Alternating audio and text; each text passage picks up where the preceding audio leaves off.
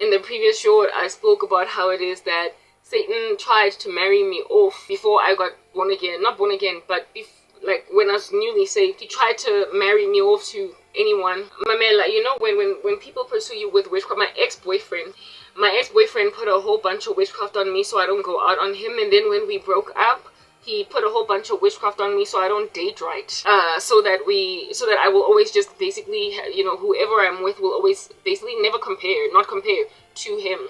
He tried to make himself kingly in a way that no other guy ever could be. So therefore, if at all I did not give my life to the Lord Jesus Christ, I would have inevitably crashed and burned into crazy relationships after that guy. Like what's happening right now across the black community, where it is that you find these women who date guys for very many years, and then after that one particular boyfriend, I would have endured that because of my ex-boyfriend's witchcraft, and he wasn't the only one. Frankly, all the guys that I've ever loved did that to me.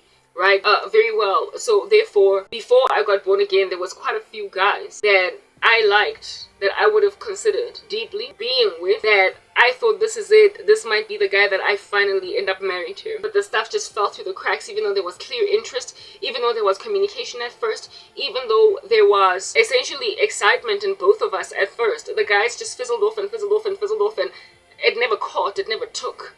It never did anything that made any kind of sense. Yeah, so essentially what would have been the perfect guy for me by worldly standards before I got born again would always elude me. Yet when I got newly saved, all of a sudden all these guys that I would have very quickly given my number and very quickly gone on a date with and very quickly became the girlfriend of, and maybe even potentially all the way to getting married and whatnot, all of a sudden they were now pursuing me. All of a sudden they were now willing to talk with me. All of a sudden they were now all up in my grill.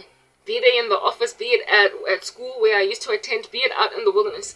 Dudes that I would have been like, whoa, like this guy tapped my shoulder at the mall, or this guy, whatever. And he's so cute, he's so tall, he's so good looking, top of that, he's so smart, he's so well spoken, we get along like a house on fire. Listen, these guys that I would have easily dated when I was in the world, all of a sudden were hollering at me. But they were clearly ungodly. I'm now born again. If I was lost, I would have been like, whoa, let's do this. But now that I was saved, I was like, I can't be unequally yoked with an unbeliever. And I basically told them, no.